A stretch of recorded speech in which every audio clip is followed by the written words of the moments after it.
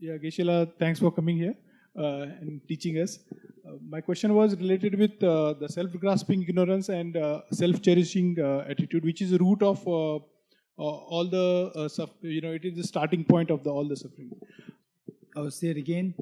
So far what we have learned is that self-grasping ignorance and self-centered attitude, Yes. these two are responsible for all our problems. Yes. Then, Now the nature of the mind of openness, clarity, and sensitivity and luminosity, the mind's inability to understand its own nature is even at a lower level than self-grasping ignorance and self-cherishing attitude. okay, inability to know the nature of the mind itself, the mind's own inability Yes. to know the nature of the mind, mind, nature in the form of luminosity, clarity, and so forth. So is that something grosser than the self-grasping ignorance or subtler? Is this your question?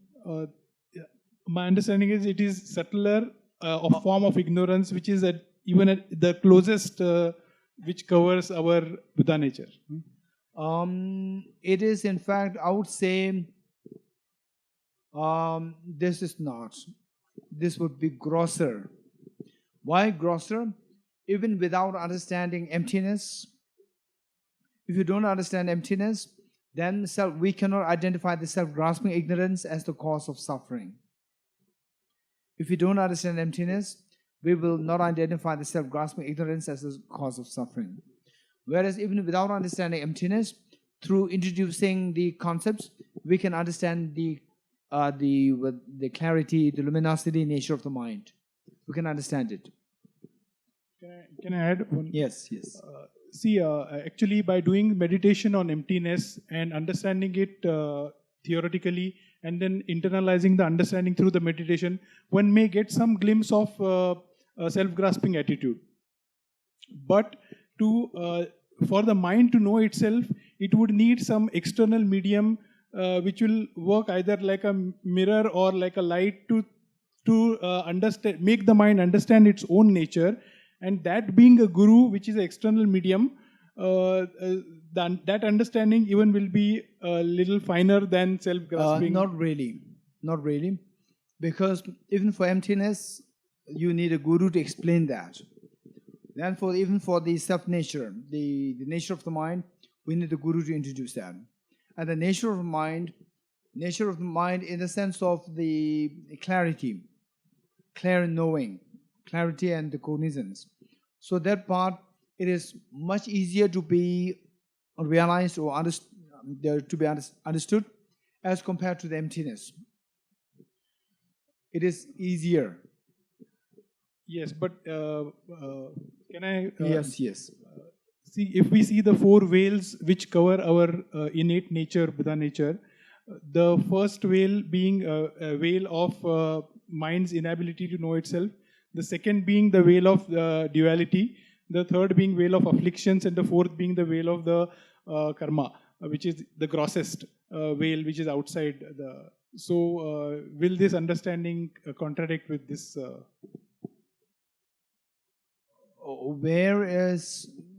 What made you describe these four as veils?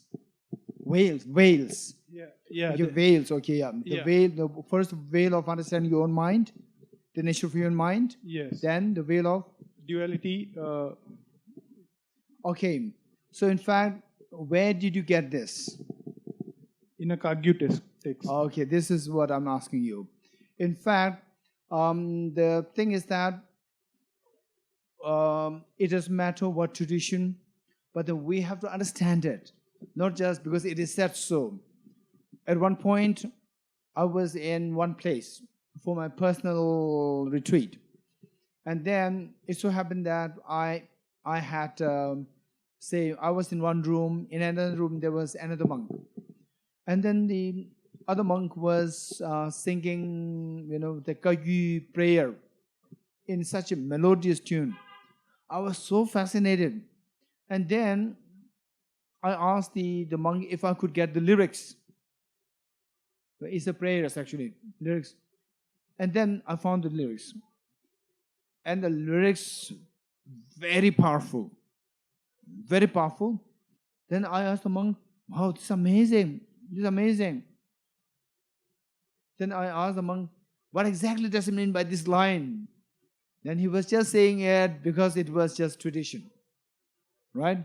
So therefore, when they speak about the nature, so first we need to don't simply take it simply because it is said by someone else.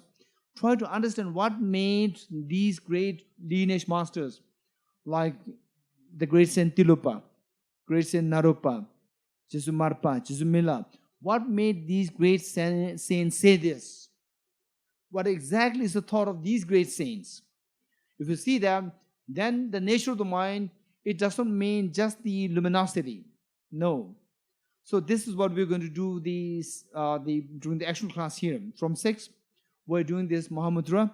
And then this, if I'm not wrong, what you are explaining as identify the nature of the mind, that if I got you correctly, so that is from the meditation which we are going to do, that will take us only halfway.